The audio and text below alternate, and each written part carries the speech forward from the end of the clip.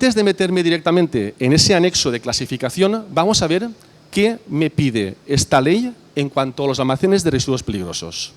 ¿Qué me pide? Me pide disponer de una zona habilitada para el correcto almacenamiento de los residuos. Antes tengo que pedir disculpas porque la fuente sale un poco desmontada las transparencias porque este ordenador no tendrá nuestra fuente. A la próxima lo tendré en cuenta. Entonces, dice disponer de una zona habilitada e identificada para el correcto almacenamiento de residuos que reúnan las condiciones adecuadas de higiene y seguridad. Zona habilitada e identificada. Ahí no hay cambio. Eso ya estaba en el antiguo reglamento. ¿De acuerdo? Dice, en el caso del almacenamiento de residuos peligrosos, deben estar protegidos de la intemperie y con sistemas de retención de vertidos y derrames. Aquí esto lo aclara. En el anterior estaba implícito, aquí esto es nuevo. No lo decía así el antiguo reglamento. Por tanto, tenemos un requisito de retener derrames y vertidos de residuos, lo cual es lógico, ¿no? Parece bastante lógico. Nos dice este reglamento que podremos almacenarlos durante 6 meses y podemos ampliar a 12, previa autorización. Nos dice, lo que ya es lógico, nos lo decía el antiguo reglamento, no podemos mezclar ni diluir los peligros, ¿vale? Primero nos dice, no podemos diluir para que deje de ser peligroso, obviamente, ¿no? Pero nos dice, no podemos mezclarlos con otros residuos peligrosos, ni con otros residuos, sustancias o materiales, ¿vale? Hablamos de compatibilidad, ¿no? De peligros a mezclar cosas. Y nos dice, envasar los residuos peligrosos de conformidad con lo establecido en el artículo 35 del CLP. El reglamento CLP es un gran catálogo europeo de peligros. Es como el catálogo de peligros de los productos químicos europeo, que viene además de Naciones Unidas, del libro púrpura de Naciones Unidas. Bien, ¿cómo debe ser un envase según CLP? El envase en el que nosotros metemos los residuos, dice, deberá de evitar la pérdida del contenido. Deberá los materiales y cierres compatibles y resistentes al residuo. Los envases y cierres serán fuertes y sólidos en todas sus partes para evitar holguras y permitir una manipulación segura. Y dice, y los envases con un sistema de cierre reutilizable estarán diseñados de manera que puedan cerrarse repetidamente. Yo estoy cansado de ver almacenes de residuos que incumplen absolutamente estos criterios, la manera en que están envasados, ¿no? Como es un residuo, da igual, lo envasamos como da igual, ¿no? Pues el envase es fundamental del residuo y debe cumplir los mismos requisitos que el de un producto terminado, porque es CLP. Nos aplica el reglamento CLP. Bien, además nos dice que deberán estar identificados. Bien, de forma clara y visible. ¿Con qué información nos dice este reglamento que amplía información con respecto al anterior? Nos dice que deberemos de tener el código de descripción del residuo, el código LER, de acuerdo con la lista europea, los códigos de peligro, de acuerdo con el anexo 1 de la ley 7 de 22, que los veremos luego, ¿vale? Nombre, asignación, número de identificación medioambiental, dirección postal y electrónica, teléfono productor, residuos, fecha de envasado, depósito, la naturaleza de los peligros, de acuerdo con CLP, ¿vale? Esto ya era un requisito para los residuos, pero no aparecía explícitamente en la ley de 2011. Y además nos dice que será de 10 por 10. Vale, hemos hablado de los pictogramas de CLP. Los pictogramas de CLP son estos, ¿de acuerdo? Estos pictogramas de CLP aplican a productos peligrosos, químicos peligrosos. Y son los que hay. Tenemos el de inflamabilidad, corrosivo, gas a presión, peligroso para el medio ambiente, explosivo, comburente, sensibilizante, tóxico agudo y tóxico severo. Son los peligros que tenemos catalogados actualmente y se corresponden con el Global Harmonized System, con el GHS de Naciones Unidas, ¿vale? Además, estos peligros los podemos diferenciar entre peligros físico-químicos para la salud y para el medio ambiente. Pero eso sería una charla de CLP, no sería una charla de residuos peligrosos. Bien, hablemos ya de la clasificación de los residuos. Un residuo peligroso, ¿vale? Al final es un producto químico envasado. Un producto químico envasado.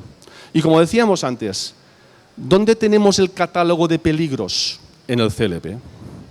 ¿Qué hace el reglamento? ¿Qué hace la ley de residuos? Que ya hacía anteriormente.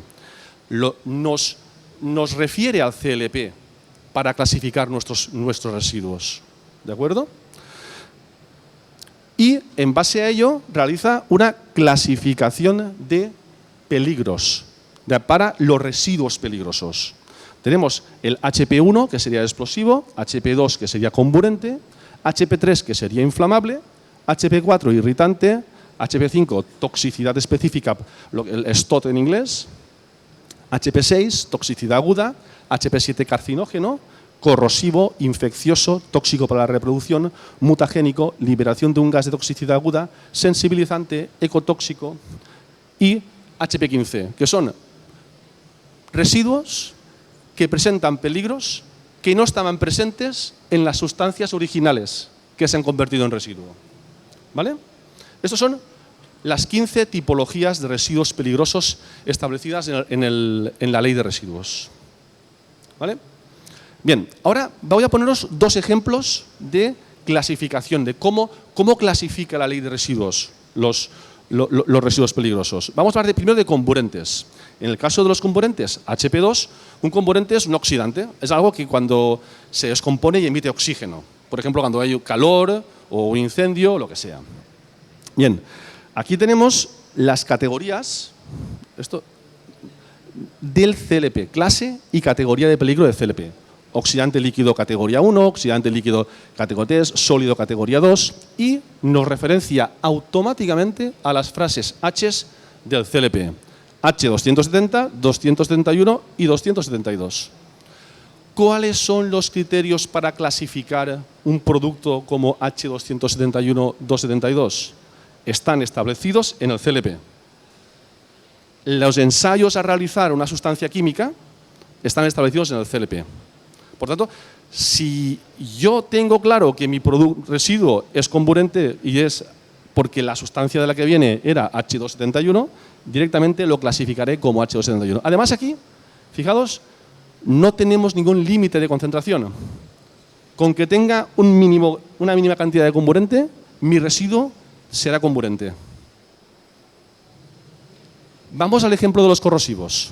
En el caso de los corrosivos, la ley de residuos dice aquellos que sean H314 con más de un 1% de concentración, es una novedad, o sea, respecto a la anterior, una novedad quiero decir, una diferencia con respecto a comburente. Aquí sí que nos indica a partir de qué concentración. Si en mi residuo tengo un producto H314 por encima de un 1%, mi residuo también será H314. ¿Vale? Y ahí es donde nosotros clasificamos los residuos. Aquí tenemos, pido disculpas por que esté todo desmontado, ¿vale? Estas serían las frases H del CLP, casi todas. ¿La ley de residuos aplica a todas las frases H? No, a algunas. Algunas de estas frases H aparecen en la ley de residuos, otras no aparecen en la ley de residuos. ¿De acuerdo? Bien. En resumen, almacenamientos de residuos peligrosos. Teníamos una serie de criterios. Zona habilitada e identificada, protegidos de la intemperie, retención de vertidos y derrames, no mezclar, envases seguros e identificación de pictogramas. Esos son los requisitos de mi almacenamiento según la ley de residuos. ¿Veis algún criterio ahí arriba? ¿Qué entiende la ley de residuos por retención de vertidos y derrames? No hay nada definido, no lo define la ley de residuos. ¿Qué entiende por no mezclar? Tampoco está definido. No está definido. Pero ¿no os suena todo lo de arriba un poco al reglamento APQ y en concreto a la APQ 10? Está clarísimo la vinculación que hay entre los requisitos de un almacenamiento de residuos y los requisitos de una APQ 10. Porque el APQ 10 del reglamento de almacenamiento de productos químicos lo que hace es establecer criterios claros para definir lo que es un sistema de retención de derrames. Porque el APQ lo que hace es establecer las condiciones de seguridad de las instalaciones de almacenamiento, carga, descarga y trasiego de productos químicos peligrosos, entendiendo como tales los del CLP. Claro, como tenemos las frases H para clasificar nuestros residuos peligrosos, tenemos la capacidad de aplicar los requisitos de, por ejemplo, de almacenamiento conjunto del APQ 10. Y por legislación comparada sería lo objetivamente aplicable. Y el concepto de legislación comparada es útil en este caso. ¿De acuerdo? Aunque un residuo no es un producto químico. Es un residuo. Entonces, hemos mezclado aquí de repente residuos y productos químicos y APQ 10. Y hemos dicho que no son lo mismo. De hecho, podemos decir que los residuos se clasifican también de acuerdo con las frases H del CLP. El APQ 10 aplica a productos químicos peligrosos con frases H del CLP. En los residuos no establecen criterios claros para aplicar los requisitos de seguridad del almacenamiento, la ley de residuos. Sin embargo, en el APQ 10 tenemos criterios para todos los requisitos. Retención de vertidos y derrames, almacenamiento conjunto, sectorizaciones, protección contra incendios, todo lo tenemos descrito. Ahora bien, legalización. Si hemos dicho que podemos utilizar los criterios del APQ 10 para un almacén de residuos, ¿significa que tenga que legalizarlo igual que un APQ 10? No. La ley de residuos no establece un proceso específico para la legalización de ese almacén. Lo lógico es que en el proyecto de licencia ambiental o proyecto de actividad o autorización ambiental integrada que se desarrolle en función del tamaño de la planta, ahí es donde se describa la manera en que se almacenan mis residuos. Y lo lógico, ¿vale?, es que ese diseño de almacenamiento de residuos aparezca de manera clara en ese proyecto de actividad. ¿Eso está ocurriendo hoy en día? No. En la gran mayoría de proyectos de actividad esto no se incluye. No aparece. Los APQ 10 se legalizan con un proyecto de legalización que se presenta en la comunidad autónoma. Ahí está clarísimo el proceso. Y, concluyendo, la Ley 7/2022 introduce en su articulado la relación entre clase de peligro de residuo y frase HCLP. Aparece en el articulado, ya tenemos una relación clara. Segundo, esto permite realizar una asociación directa entre APQ 10 y la ley de residuos. El RAPQ incluye criterios claros para determinar las medidas de seguridad en el almacenamiento, a diferencia de la ley de residuos. Por consiguiente, parece lógico utilizar los criterios del reglamento de almacenamiento de productos químicos para el diseño de almacenes de residuos. ¿No? Esta sería un poco la conclusión a la que le llegamos después de analizar el enfoque de ambos reglamentos. De hecho, en algunas comunidades autónomas, para residuos inflamables almacenados en depósitos fijos, exigen directamente APQ1. Incluso legalización a veces. ¿De acuerdo? En algunas comunidades, no en todas. Pues bien, gracias por vuestra atención y espero que os haya sido de utilidad esta charla técnica.